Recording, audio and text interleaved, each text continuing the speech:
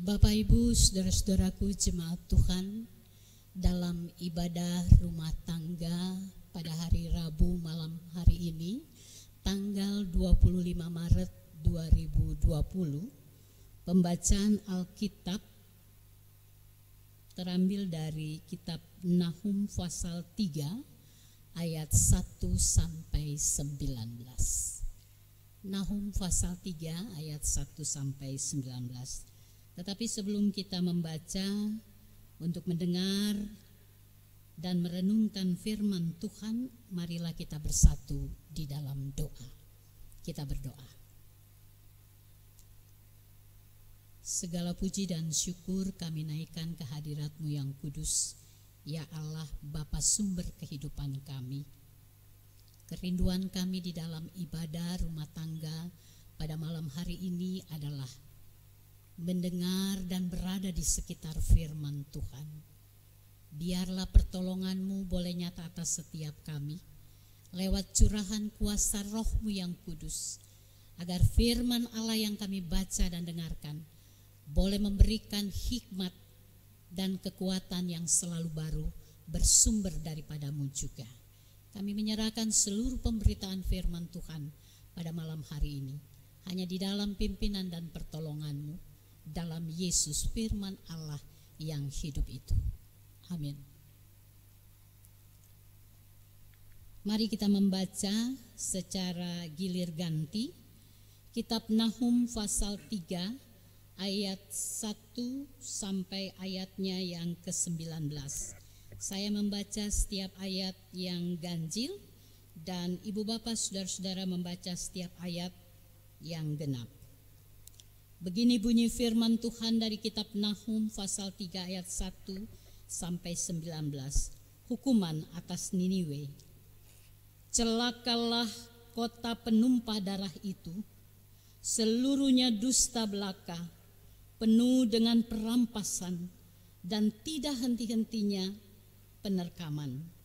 Dengar lecut cambuk dan derak-derik roda, dengar kuda lari menderap dan kereta meloncat-loncat. Pasukan berkuda menyerang, pedang bernyala-nyala dan tombak berkilat-kilat. Banyak yang mati terbunuh dan bangkai bertimbun-timbun.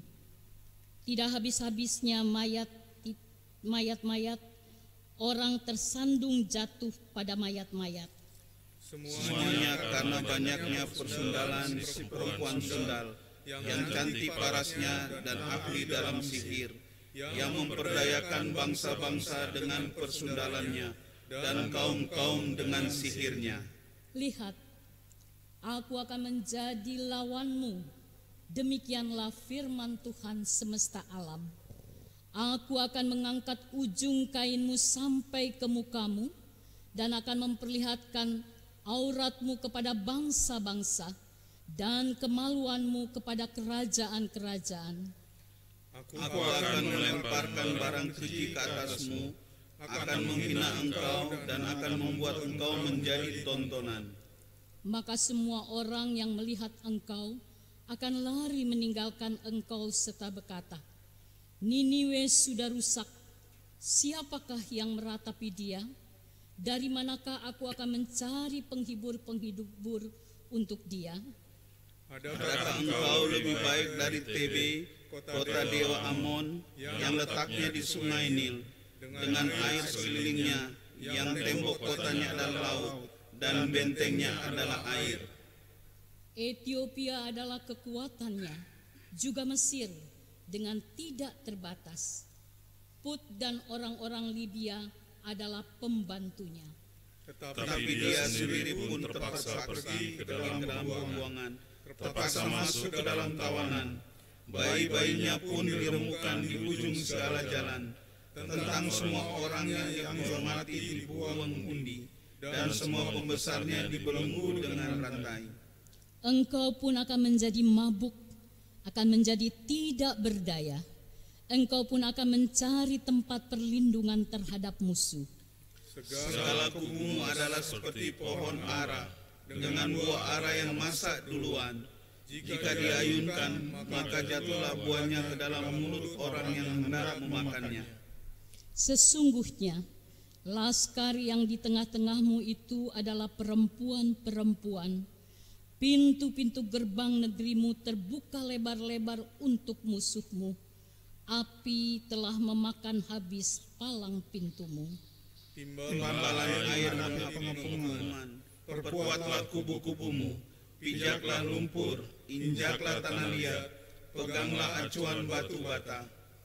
Di sana api akan memakan engkau habis, pedang akan membakar engkau, akan memakan engkau seperti belalang pelompat. Sekalipun engkau berjumlah besar seperti belalang pelompat, berjumlah besar seperti belalang pindahan. Sekalipun kau perbanyak orang-orang dagangmu lebih dari bintang-bintang di langit, seperti belalang pelompat, mereka mengembangkan sayap dan terbang menghilang.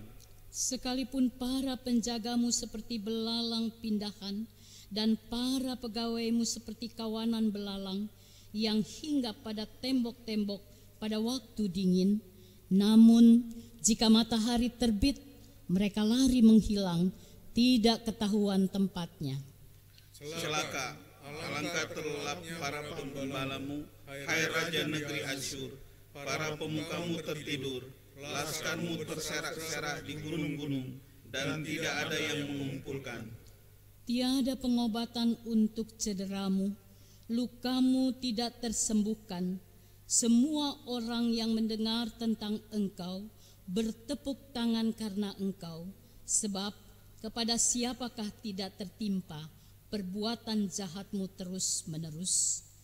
Sampai sedemikian jauh pembacaan Alkitab, Yesus bersabda yang pasti berbahagia adalah setiap orang yang mau selalu mendengar firman Tuhan serta memelihara di dalam sikap hidup berimannya hari lepas hari. Terpujilah Kristus Yesus. Hosiana, Hosiana, Hosiana, Hosiana.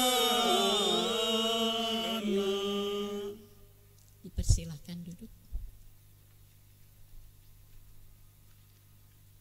Saudara-saudaraku jemaat Tuhan, berbicara tentang kesombongan selalu mengingatkan kepada kita awal dari kejatuhan manusia ke dalam dosa. Karena bacaan kita pada malam hari ini diberi tema hukuman Tuhan atas kesombongan Niniwe. Dan kita tahu bersama, siapapun juga bisa jatuh ke dalam kesombongan.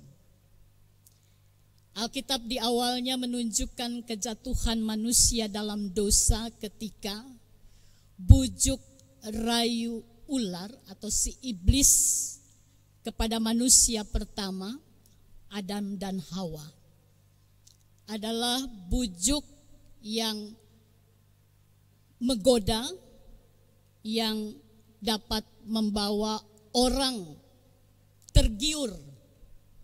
Karena melalui kitab Kejadian ditunjukkan secara jelas ketika iblis membujuk Hawa bahwa kalau dia memakan buah yang dilarang untuk dimakan oleh Allah, maka ia akan sama seperti Allah.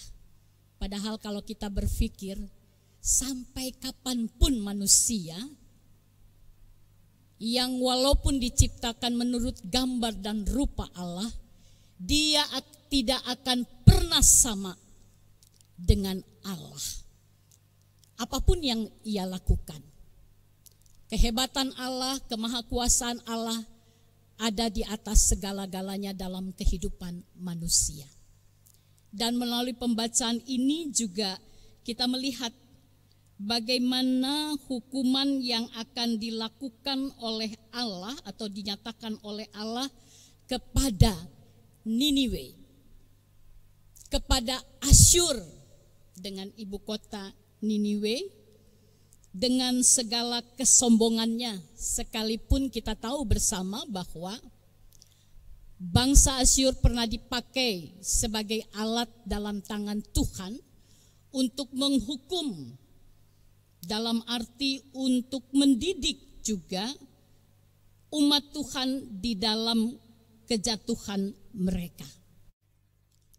Bapak Ibu, saudara-saudaraku jemaat Tuhan, dan melalui pembacaan kita pada saat ini secara jelas menunjukkan kepada kita dampak dari kesombongan seperti yang ditunjukkan oleh Asyur ini sungguh sangat fatal. Karena melalui pembacaan ini jelas ditunjukkan kepada kita bagaimana Allah menghukum Niniwe. Pertama-tama yang kita lihat karena dosa berdarah yang telah dilakukan oleh penduduknya. Ayatnya yang pertama, dengan tindakannya para penduduk Asyur terhadap musuh-musuhnya yang sungguh sangat sadis, sangat kejam, dan karena itu mereka akan berhadapan dengan pembalasan yang akan dilakukan oleh Allah sebagaimana yang nyata di dalam pembacaan kita tadi. Yang kedua, yang sangat menyolok di situ juga ditunjukkan dosa yang dilakukan oleh mereka adalah karena memakai persundalan dan perdukunan untuk mencapai tujuan jahat mereka. Begitu juga Nahum menyebut Niniwe sebagai kota bersundal, dan dampak dari apa yang dilakukan oleh mereka, mereka akan dipermalukan di hadapan bangsa-bangsa lain karena kesombongan mereka. Dan di sini juga ditunjukkan yang ketiga, kesombongan dari Asyur ini adalah kesombongan yang paling hebat, melebihi dari bangsa-bangsa lain. Seperti dalam bacaan ini ditunjukkan, lebih baik dari Tebe kota dewa Amon yang letaknya di sungai Nil dengan air sekelilingnya, yang tembok kotanya adalah laut dan bentengnya adalah air, dengan sekutunya Ethiopia dan Mesir, sama seperti mereka yang pada akhirnya juga jatuh mendapatkan hukuman, maka Niniwe juga akan berhadapan dengan hukuman yang berasal daripada Tuhan. Sehingga ditunjukkan apapun yang diupayakan oleh mereka sekuat tenaga pada akhirnya mendatangkan kesia-siaan. Bapak Ibu, saudara-saudaraku jemaat Tuhan, apa yang dapat kita pelajari dari pembacaan kita pada malam hari ini? Tentunya semua kita diingatkan kembali bahwa hidup sebagai orang beriman, panggilan kehidupan kita adalah untuk senantiasa menjalani kehidupan ini jauh dari kesombongan. Karena kitab Amsal juga mengingatkan kepada kita bahwa kesombongan atau ketinggian hati akan mendahului kehancuran. Dan itu berarti menunjukkan kepada kita apapun yang kita lakukan, ketika kita melakukannya dengan sikap sombong, pada akhirnya cepat atau lambat kita akan melihat segala jerih payah kita akan sia-sia. Bapak Ibu, saudara-saudaraku yang terkasih dalam Tuhan Yesus Kristus, belajar dari firman Tuhan pada malam hari ini menunjukkan kepada kita mengapa kesombongan itu dihukum oleh Tuhan. Secara jelas kembali lagi kepada firman Tuhan, kesombongan itu mencuri kemuliaan Tuhan. Dan karena itulah kesombongan manusia akan membawa pada kehancuran ataupun kesia-siaan. Karena memang saudara-saudaraku yang terkasih di dalam Tuhan Yesus Kristus, sikap sombong atau tinggi hati itu bukan saja mencuri kemuliaan Tuhan, tetapi kesombongan itu mematikan kemanusiaan kita. Kesombongan itu menutup mata hati manusia, sehingga kesombongan itu membuat manusia yang sombong lupa diri, lupa siapa dirinya. Kesombongan membuat orang bertindak tidak manusiawi, sama seperti yang dilakukan oleh Asyur. Bukan saja bertindak sadis dan kejam terhadap para prajurit ataupun tawanan dari musuh-musuh mereka, tapi firman Tuhan ini juga menunjukkan mereka bertindak kejam terhadap perempuan-perempuan hamil. Dan kita tahu sebagai orang beriman melalui pembacaan ini, semua kita diingatkan tindakan jahat seperti itu karena kesombongan tidak sesuai dengan panggilan orang yang beriman kepada Tuhan. Allah yang memanggil kita dalam kehadiran kita bukan saja untuk mengasihi Allah dengan segenap hati, jiwa, akal budi kita, tetapi kita juga dipanggil untuk hadir dalam kehidupan ini mengasihi sesamamu manusia seperti dirimu sendiri. Karena itu marilah ketika kita semua diingatkan kembali oleh kebenaran firman Tuhan pada malam hari ini, jalanilah kehidupan kita sepadan dengan panggilan sebagai orang beriman kepada Yesus yang adalah Tuhan dan Juru Selamat dunia ini. Sebagaimana dinyatakan dalam Efesus pasal 4 ayat 2, hendaklah kamu selalu rendah hati, lemah lembut dan sabar. Tunjukkanlah kasihmu dalam hal saling membantu. Marilah Bapak Ibu saudara-saudaraku yang terkasih, hidup dan kesempatan hidup kita yang masih tersisa adalah kesempatan untuk melayani Tuhan, mempersembahkan hidup yang terbaik, karena kita selalu merasakan apa yang terbaik yang sudah Tuhan anugerahkan dalam hidup dan kehidupan kita. Dan itu hanya mungkin ketika kita menjalani hari-hari kehidupan kita dengan kesetiaan kepada Allah, dengan kelemah lembutan, dan terlebih dengan kerendahan hati. Karena firman Tuhan juga mengingatkan kepada kita, orang yang rendah hati selalu mendapatkan belas kasihan Tuhan. Amin. Mari kita berdoa. Terpujilah namamu ya Allah Bapa dalam Kristus, yang telah hadir di dalam hidup dan kehidupan kami melalui kasih-Mu yang menyelamatkan, tetapi kasih-Mu juga yang mendatangkan hidup dan kebahagiaan, bukan saja untuk diri kami sendiri, tetapi dalam kehadiran kami di tengah-tengah dunia di mana kami ada, yang penuh dengan berbagai penderitaan, yang dikelilingi oleh kejahatan, tetapi berpegang teguh dalam iman, pengharapan dan kasih kepadamu ya Tuhan Allah kami, maka berkat ilahi-Mu akan memampukan setiap orang percaya di dalam hari-hari kehidupan ini dapat membangun kehidupan yang berarti tanpa sikap sombong.